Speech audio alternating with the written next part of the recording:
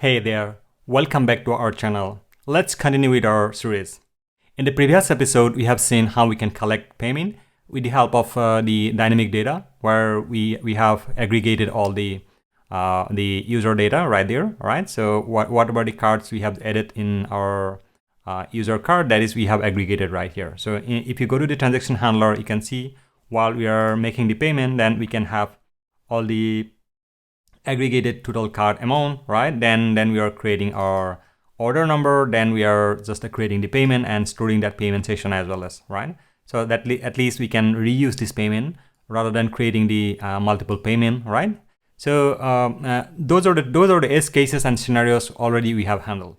But one thing is, as I explained in the previous episode, while this method is also all right, and but it is not giving us flexibility to customize our payment page. So where, especially if you go to this the make payment, all right, so let's go to the create payment section, and you can see here these are the product names and the total amount we are providing differently. Like this is, it shouldn't supposed to be hard-coded value, but if you are not providing as a kind of hard-coded value, then definitely we need to provide all the item details. And those item details are displaying in the payment page. It looks a little bit awkward, right? So if we don't want to put your hands on like customizing this payment page, then definitely you can go with this flow. So this is the way at least you can collect the payment. But the user experience is not that smooth. So what we can do, we can get rid of all the line items and everything right here, right? And we should have to have the flexibility to customize our payment page, our fields, right? Our look and feel, and theme has to be our payment collection. That particular page theme has to be matched with our whole website, right? So at least customers should not supposed to feel like, hey, this is a kind of different page, or this is a kind of different maybe provider they are using just to collect the money or something like that. That's true, like we are using provider, but it shouldn't supposed to go away from our team, right? So that is what we don't want. So that is the part we are going to handle today. We are going to use some customized payment method where we can have enough possibility to customize our payment form, right? So right now you can see in this way, if we are going to make the payment, we need to handle the success and the cancel and like failure and the success URL, both the URL.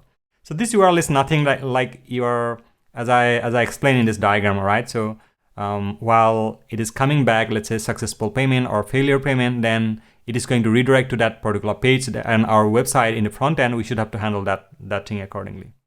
So that part we are in the customized way, we are going to handle in different way. But if you don't want to customize this payment form, right, or maybe this process you don't want to customize, then you can just like go with this and handle accordingly. All right, so now let's try to spin our application so it will help us to understand easily, right? So we are saying make server, and we'll be going to visit our Postman, and here we are just to try to create our payment, right? So create payment. As you can see, this like spinning the same URL, right? So if you click on this URL, then you can see this page. This looks good, right? But this portion, right? So here it is saying electronics, right? So it's not supposed to display like this. So or in this page, can you see like this is like powered by Stripe? So all this design and everything, you don't have much more flexibility here. Definitely, I'm not very good at design. That's true. But still, like from your side, maybe some of you are a very skilled person, like in terms of design or front end. So then you can go ahead and customize apart from your requirement, right? So that is what exactly most of the company does, right? So to get rid of this like inbuilt feature or inbuilt page, so what we can do, let's go here, right? Let me close this Postman here, and let's close the server as well as, and let's try to get rid of all the codes from here, right? This is what we are not going to do, because we are not going to use the Stripe session, right? And let's try to close and delete everything, and this line also not required. And first of all, let's try to comment it out, this one. So right now what we are going to do here, instead of Stripe checkout session, we are going to use the payment intent, right?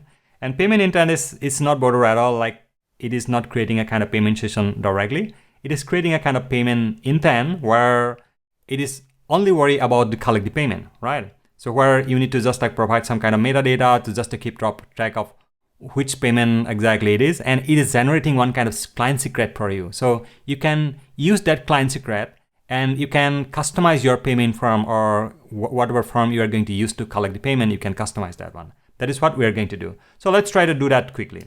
So in this case, again, we are going to use the params, let's say. So params is a kind of, you can say, very common way of using the Stripe configurations. And then we will say here, Stripe payment intent params, right? And inside Stripe payment intent params, we will provide the amount. And amount should have to be Stripe int64, right? And this is exactly, it's converting to float. That's why we need to cast it int64.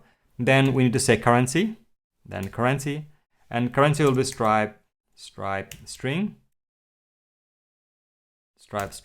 and Stripe string will be currency USD, right? And you can change this currency apart from your country, which country you are exactly collecting your payment. So you can change it accordingly, that currency. Then payment method types, this is the same. Stripe strings, string slice. And here we can just provide the card, and you can go ahead and check the documentation. So whatever additional payment method you are accepting, so you can just provide it by comma separated value, right? Then this is cool. The params are ready. Now we can just enable this one, right? Because anyway, we need the order ID and user ID. So these are the two things it will be, we're adding as a kind of metadata right there. Then finally, what we are going to do, we are going to create the payment intent, and we are going to handle our error as well as then payment intent, new params, right? Then now you can see payment intent is unused, so we can just like return payment intent here. Done. All right. So we are done right here. So we have just created our the payment intent, and we have just added some kind of metadata. All right. So we have added whatever the necessary stuff right there. Right. And this is not going to be payment create session. This is going to be payment create. You can say payment intent creation pill. Right. This is what we can say. Error on creating payment. Then this is perfect, right? Then what we need to do, we need to change the signature as well. So let's try to grab this piece of code from here and make sure like this signature has to be matched, right? Now second thing, again, we are in the common way, like right now the current way, you can directly pass the session ID and you can get the status of the session in our existing integration. But the current integration, this integration, it is not going to work like that, right? So because in this case, we are not looking for a session. So in this case, what we are looking for? We are looking for payment intent. So let's try to make the changes of the payment intent as well as payment intent. Now, here also we need to change the payment intent. Cool. So now this is perfect, but this piece of code not going to be work at all right now. So let's try to change this one as well as. So in this case, again, we are going to use the params. Right, then params will be our Stripe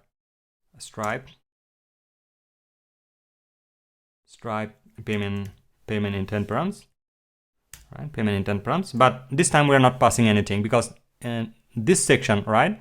So where we are just like try to patch it out the existing payment only, right?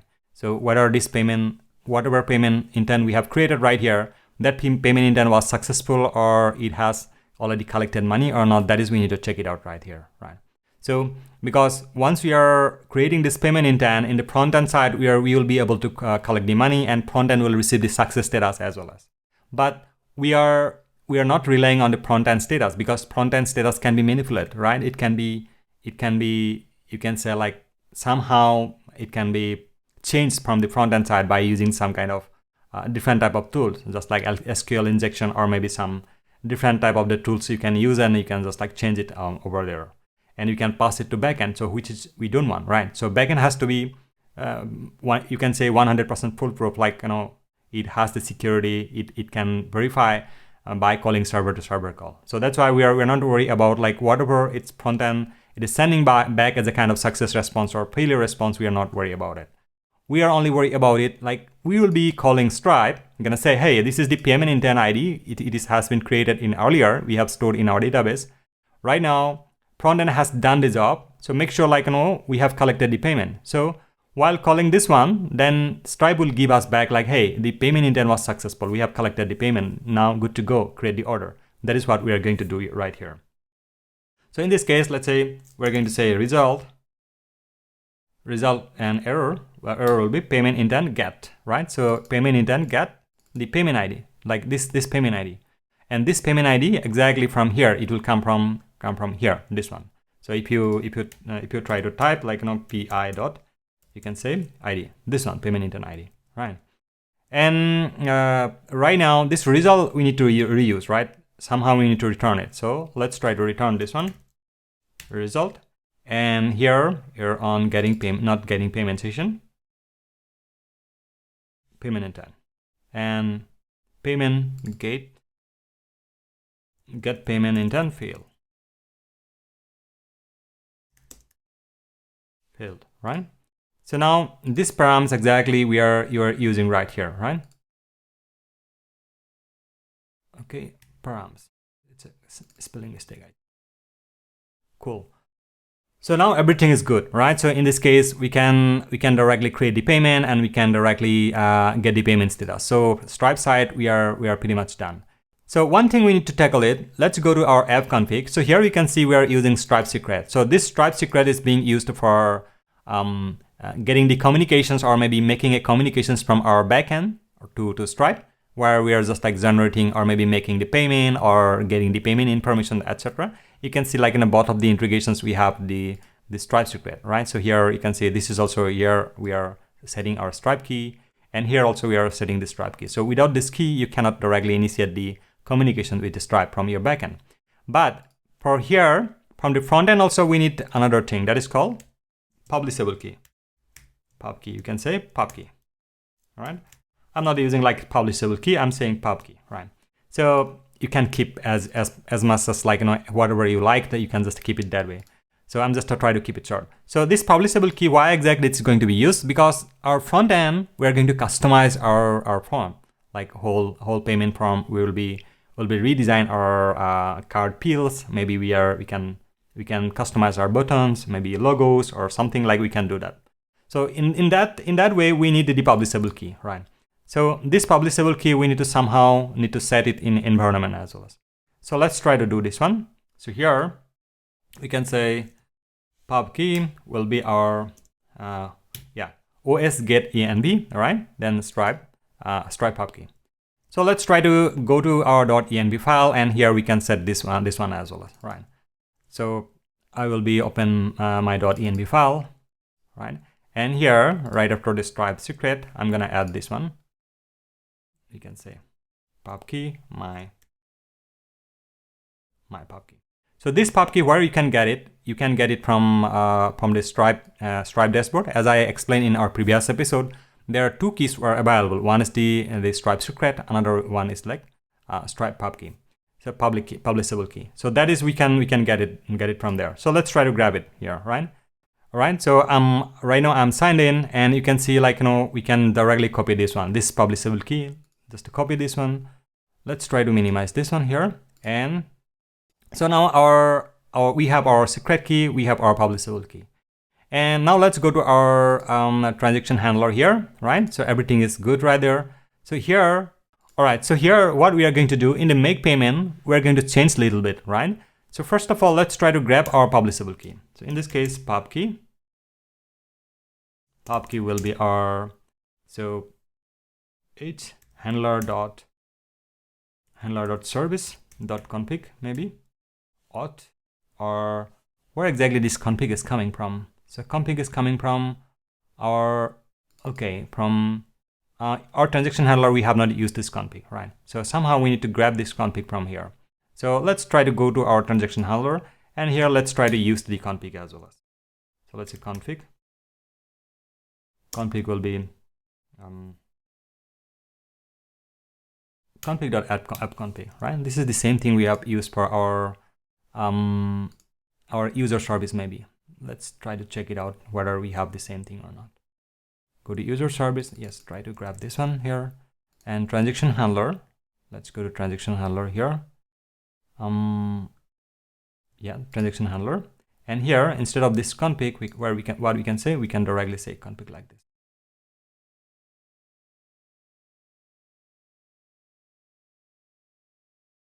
We can keep it just like private also. It's gonna work. So now what we can do, let's go to here in this file.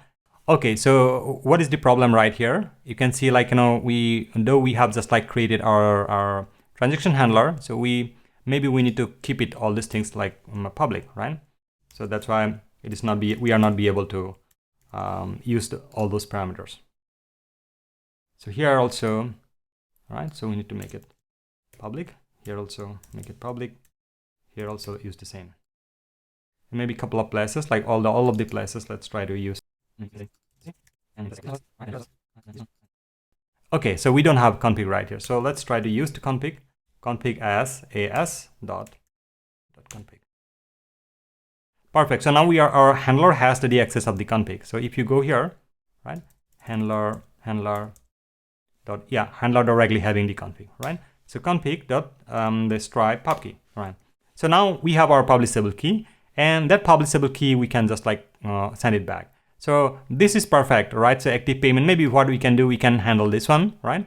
And this one just like once we have handled our payment stuff first. So let's try to comment it out for a while, right? You'll be going to visit this one.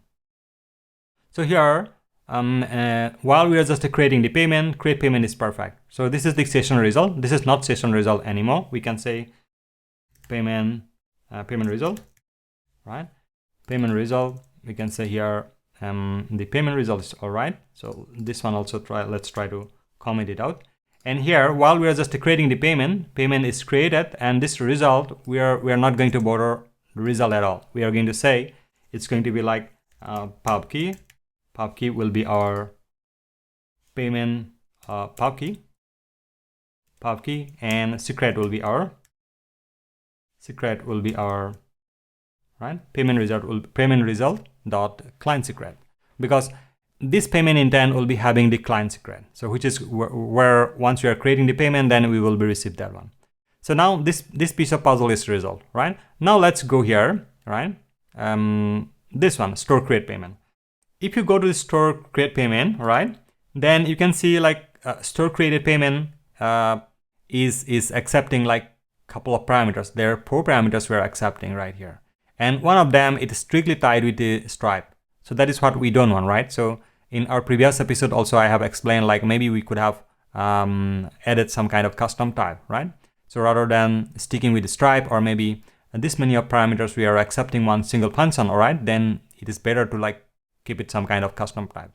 So let's try to create a custom type. So where we can create this one, let's go to internal and let's go to DTO, right? DTO. So this will be the best place in terms of, you can say transaction request, right? Or maybe shopping request. Yeah, this is the place maybe where we can keep it, right? So here, let's try to create one. This is going to be type create payment request struct. And inside here, what we can do, we can provide the order ID, then maybe payment ID, maybe client secret, then amount and user ID. Right? Amount and user ID. Cool. So I think everything is cool right here. Amount will be float 64. Okay, here we need to provide one more. Right. So this is our custom type, that is we can use in our transaction service. So let's go ahead here. What we can do, we can say input. Input will be create payment request, dto.create payment request, right? Now let's go to our transaction handler once again. So what we can do, we can just like get rid of all the data from here. And we are going to say DTO create payment request. Inside this request, this interface, we are passing the user ID. That is exactly coming from here. And second one will be amount that is coming from our card aggregated function. Then the third one will be our status. Status we can say initial, right? And are we keeping the status? I think status is not required. Status we can just get rid. It's not required. Then what we can do, we can provide the client secret. Client secret will come from our payment result. Payment result dot client secret. Right. Then payment ID also going to be needed, because by using the payment ID only we can recognize that particular the transaction, right? So I think these are all the information, right? We have user ID, we have amount, we have client secret, and we have payment ID and order ID, right? So we have five parameters, but how we are, maybe order ID? Yeah, order ID we are missing. Order ID will be our order ID. That is already we are generating somewhere, this one here. Cool. So now we have everything right here. So once we can create the payment, then we can get the job done. Then, and the similar way, what we can do, we can just like right now we can uncomment this one. So we have already handled this one, right? That's a different story. Like we need to put our hands on the service also. That's we can do that one. But in this case right now, you can see active payment. If it's able to find it out, then this is not the payment URL. This is going to be similar, just like we can grab this piece of code from here and we can add it here as well, right? And this is not payment result. It is called active client secret, right? And payment ID is not required here, because payment ID only you are storing in the database. But can you see like it is complaining, right? Because this active payment doesn't have the property. It's called client secret. So let's try to handle that one as well, right? So now let's go to transaction service. Let's try to close rest of other tabs. So here in the payment, you can see like we can get rid of all the data from for a while, right? Let's go to our payment, right? And here we are going to tweak a little bit. So first of all, ID, user ID, capture method, everything is all right. Amount is also okay. Transaction ID is not required. We are not going to use this one for a while. And order ID is fine, right? And we can say customer ID, payment ID, status, response also all right. This payment URL is not required. So instead of payment URL, what we are going to do, let's try to add these things right after payment ID. We can say client secret. So we are going to temporarily store this one in our payment. So at least the next time while we are going to initiate the payment, then we no need to call Stripe to create another client secret. So, but this client secret, once we made the payment, or once we suppose any kind of transaction are done, let's say payment fail or any activity is done, then this client secret will be automatically get invalid. So there's nothing to worry to store right here. So let's try to use this as a kind of client secret. Cool. I think we are pretty much done right here. So where we're going to store our order ID as well as our payment ID, client secret, and status, and finally the response, right? So let's go to the transaction service right now. Now we can just create our payment model. So first of all, the user ID here, user ID, then amount, then we can say status. This status will be initial. Then we are going to store payment ID. Then we are going to store our client secret, and finally order ID. That's all, right? So, and one more thing we need to do, like once we're going to we will be able to successfully make the payment, right? Then we need to update the payment as well as somehow, right? So how we can update the payment, that is also we need to cover, right? So in this case, let's try to go to our transaction handler, go to API, REST, handlers, and transaction handler. And here we can see everything has been covered right here, right? So we can make the payment, and we can get the result from there. And so this function is covered. So another function, as I said here in the stripe.go, this getting the status, right? So get payment status also we need to cover, because right now we can see our payment is going through, but somehow we need to verify that one also, that payment also. So how we can verify? That is, let's try to handle from core level first, then we are going to handle our transaction handler.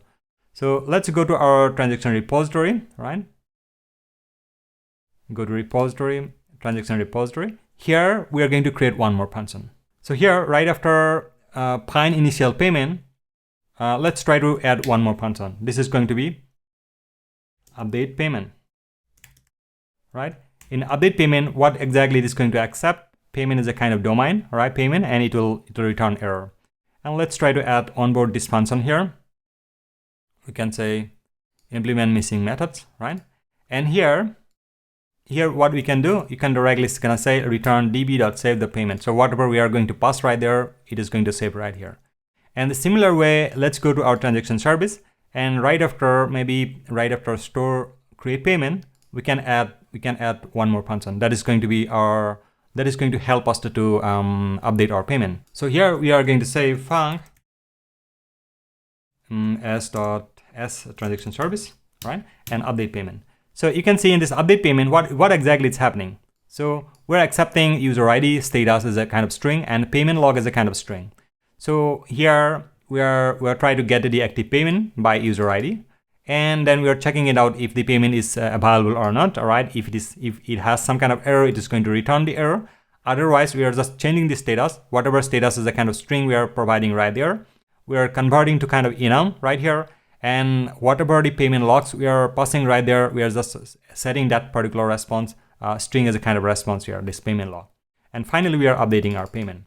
So now you might have a question like, if this can be done in the handler, right? So if you go to transaction handler, let's say if we have another function, let's try to create one here, maybe right after this one. This is going to say func handler will be transaction handler, and we can say verify payment, let's say, right? So here in the verify payment, you can directly grab the access, get the access of a repository or service directly. Why exactly we have added these things to the service? Because our handler should not supposed to know about anything about the models, right? Anything about our entity. So that is what exactly, because maybe some of you already asked a couple of questions in the YouTube channel. Why we are using service? Hence, that can be a possible that there is a kind of possibility that we can directly use by handler. So because we are segregating all the layers, all right? So all the responsibility we are segregating to different ways. So our application should have to be decoupled, right? So this is exactly presentation layer. So presentation layer should not supposed to be aware about what exactly data access layers are doing.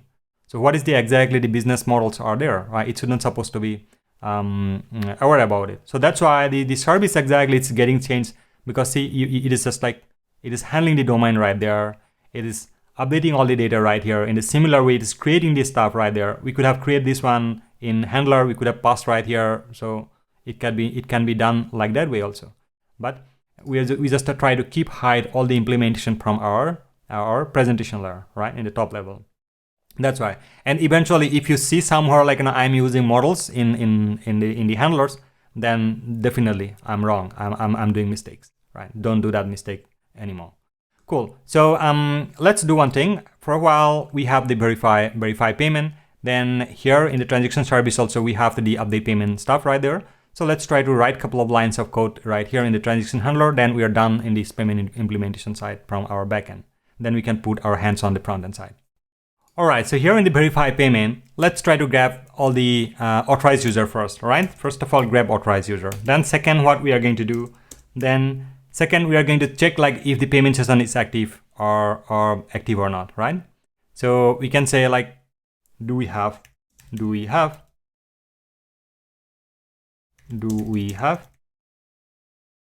active session to verify, right? Then third, we are going to do like, patch the payment status. Patch from Stripe, right? Then we are going to do like, if payment status is payment is successful, right? Then create order, right? And finally update the payment status. So these are the stuff we are going to do, right? So let's try to handle one by one. So first of all, let's try the user, grab the user, will be our authenticated user. Then let's try to get the active payment and error. And we will be going to say h.getActivePayment by user ID. This is already we have just like in our transaction service maybe, right? So let's go to here. Yeah, you can see like, it is finding the initial payment. So in this find initial payment, maybe we can do a little bit tweaking here. So this is going to be always good practice to keep like this way rather than directly hard-coded data right there. So we are going to say initial, right? This is a good one. So let's try to close this one here. Then we have the active payment right here. So let's try to check it out. If error is not equal nil or active payment dot ID equal 0, right? So if any one of them is having some kind of trouble, then we can say no active payment exists, because there's some error. Like, if get active payment is giving error, then definitely we don't have active payment at all. Then let's try to grab our payment status. So we can say payment response and error, right? Error, and we can say payment client, right? Payment client get payment status. So here directly we are going to say active payment by payment ID, because this payment ID, which is we're storing from here, you can see here, while we are just creating the payment, then this payment ID we are storing right here, right? And it is storing as a kind of payment ID in the database. You can say this payment ID. This is what we're retrieving right here. So now we have the payment response log, right? So that is coming from our Stripe. Then what we are going to do right here, then first of all, let's try to, we are not thinking about whatever it is going to be successful payment or failed payment. Always we need to store our logs. So at any point of time, customer will come back to us, gonna say, hey, I have made the payment, all right? The payment just went out from my bank, but you said you are not received the payment, and that's why actually I have not received my order. So how can it be possible? I need my money back. So if you don't have any traces to check it out, where exactly payment gone, right? And where exactly payment is holding, right? So maybe in payment gateway, or maybe in the bank, or where. So there are a lot of cases are happening, like internally there are a lot of communications you need to do with the help of like a bank and a payment gateway, right? So there are kind of custom team which is solving all this problem. But definitely these payment logs are really helpful. So that's why we are storing this one. So let's try to store this payment response for a while. We can say JSON data, payment JSON data, payment JSON, we can say, right? And payment, not payment rest exactly. We're going to use JSON Marcel. It can be throw the error as well as, so that's why we need to consider the error as well as, but we are not caring about the error. So in the JSON Marcel, we can say payment response, right? So now we have our payment response data. So we can say payment log, right? Payment logs, or we can say payment logs. It's going to be plural, definitely. And we can just like keep this one, convert this Marcel to a kind of string, right? So now it is a kind of string, JSON string we can store in our database. And initially payment state, we need to provide a kind of payment status, because while we are verifying the payment at this stage, payment status will be changed, right? So let's try to say payment status, or maybe status, let's say. Payment status will be meaningful, I think. Right? Payment status will be failed, right? So definitely, initially, if it is not succeeded, then we are assuming right after verification call, it is failed, right? Or pending, whatever, maybe, but fail will be like no meaningful one. So we will check like if, right? If payment response that is coming from Stripe status is succeeded, right? You can go ahead and check the status like from here. So it can be like, in different form, right? So if you go to this documentation, you can see like here, this one, I think. Yeah. So payment method status can be required confirmation. This is going to be initially, all right? It will be requires payment method, then requires confirmation, then requires action, processing, request capture, cancel, succeeded, all right? So we are care about only succeeded, right? So let's try to use this one, all right? It succeed. If the payment status is succeeded, then we will be saying create order here, create order. So this is we are going to handle in a bit, right? Then finally, if this succeeded, right? It is succeeded, right? Then we can say payment status is success, right? Then this one will be go here, right? This one will go here, cool. Then finally, what we can say here, update payment status. We will be saying like, h, all right, handler dot update service SPC update payment. And inside the update payment, we are going to provide this user ID and the payment status and payment log. So these are the couple of things we are just providing. And if you go to update status, you can see we are using the user ID to just find it out the active payment. Then we're sending the status. So whatever status it is, finally it is coming to our picture. And this is our payment log we are sending right here, and we are updating the payment. Cool. Now let's go to our transaction handler once again. And once this section is done, then maybe you can just like send it one kind of response just like this. All right, let's grab this piece of code from here, and we can give it back like this. So this time it is not like this. Maybe we can say response, right? So maybe front end can utilize this response for any region. So let's try to pass this payment response here. Cool. So now I think we are done in this case, right? So only one thing we need to handle. We need to create the order. So you can see in verifying payment, we are grabbing the authorized user. We're checking it out whether we have any active payment or not. Then we are just like finding out the payment status from Stripe. Then we are capturing the logs, and we are assigning some kind of status initially. Then if it is succeeded, then we are changing to check success. Then finally we are updating the payment, right? So now let's try to handle the create order section. All right, so for creating the order, what we can do, you can see like we are creating the order from our user, right? And if you go to here in the user handler, you can see we're creating the order from here, right? So this one. So that is what we don't want, right? Because we don't want to create the order by calling one endpoint, because it should not supposed to create from here, right? So let's try to remove this particular endpoint. So this is done. And if you go to handler also, here also one function that is creating the order. Let's try to delete that one as well as, right? So where exactly it is? Yeah, create order. So this one. So let's try to remove this one. It's not required anymore. Now if you go to the user service, let's go to service and user service. So here, let's try to close rest of all, close other tabs. Then all the way down to create order, right? So create profile, get profile, and I think this one, create order, right? So here in the create order, we are going to do a little bit tweaking. So first of all, this order ID, we don't want the order ID, order reference number at all, right? So let's try to remove this one first.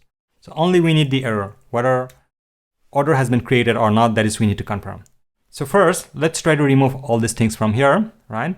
So this one, only error, and this one also error, right? And this time, this amount, we are not going to grab it from our card, because this amount, where exactly we are going to grab it, we'll be going to grab it from our transaction. So as you can see here, somewhere, yeah, here, we are saying like, first of all, get the card item, the card details first, then we need to find the successful payment, right? Then we are going to generate random the order ID, right? Then we can do that as well as, right? So we can store the amount.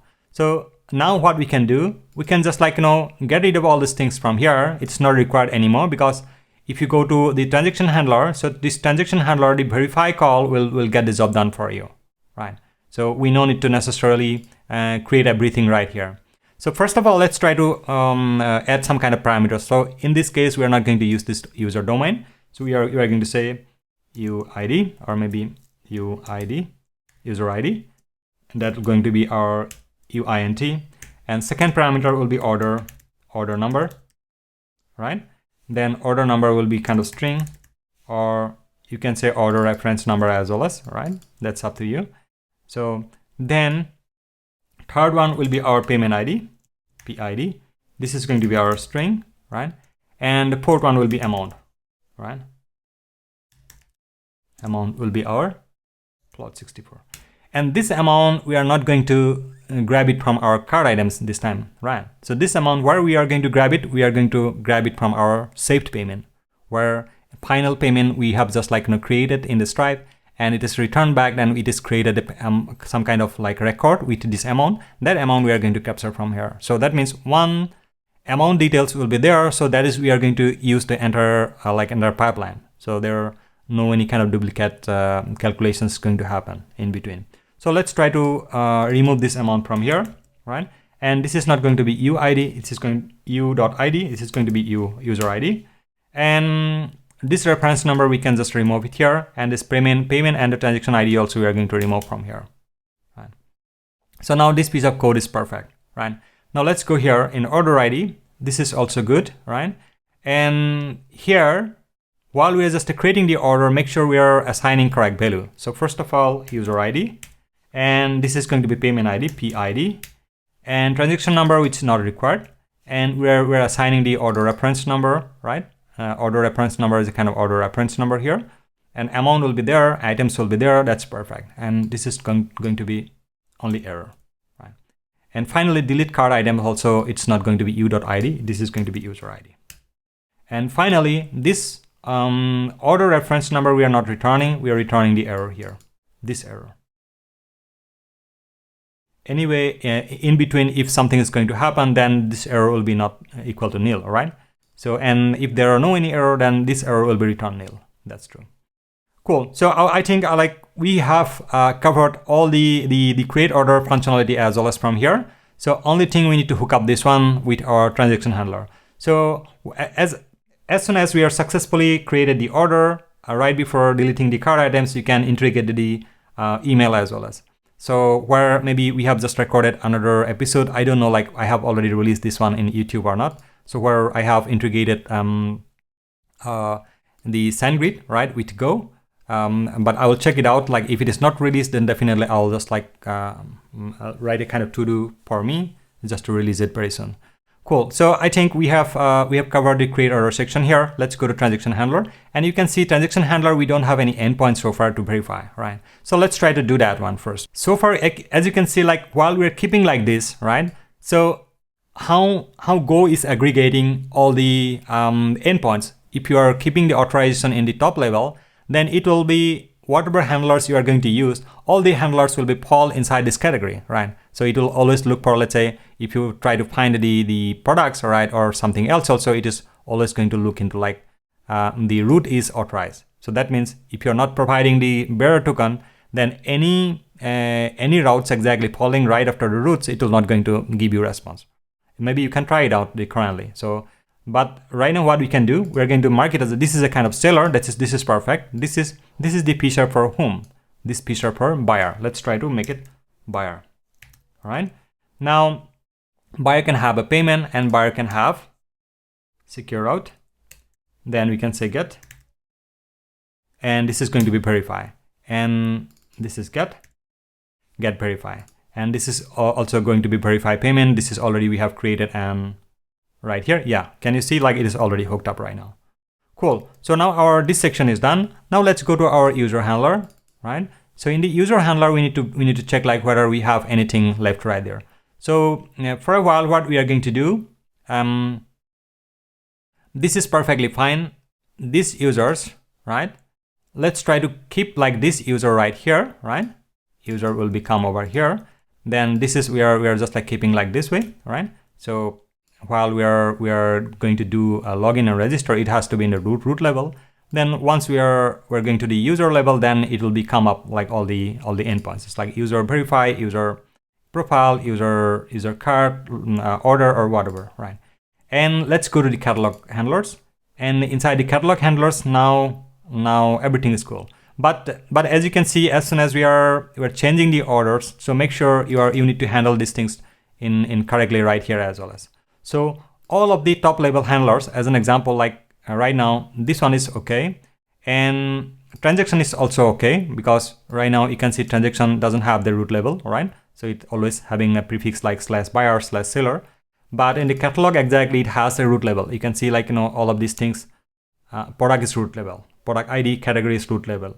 And the seller is not root level because seller /category /ID. But those are the routes. If we're keeping like this, let's say, if you're setting up user routes, then we cannot maybe able to access the catalogs anymore. Like all of the routes, just like these routes are not going to be accessible because it will be going to ask the authorization. That is what exactly I'm saying, all right? In our transaction handler, just like this. So let's try to keep the order correctly. So let's try to move this catalog routes to on the top. Then we can have a user, then we can have a transaction, right?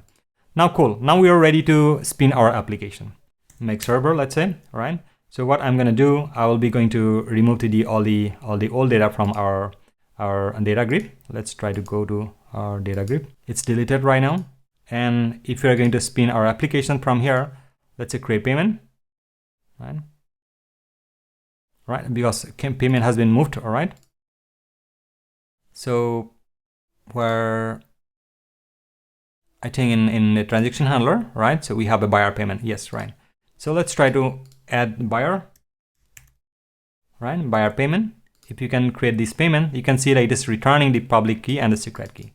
So with the help of this secret key, we cannot directly initiate the payment right here, right? So we need the front end. So that's why in the next episode, what we are going to do, we are going to put our hands on a little bit on the front end side, just to utilize all of this stuff, like public key and publishable key and the secret key we are going to use, and we are going to test it out our custom payment form.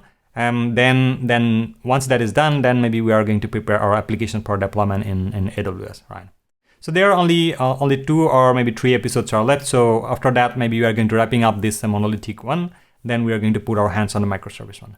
Cool. Thank you so much for your attention and your time. And I would like to see you in another episode. Bye-bye.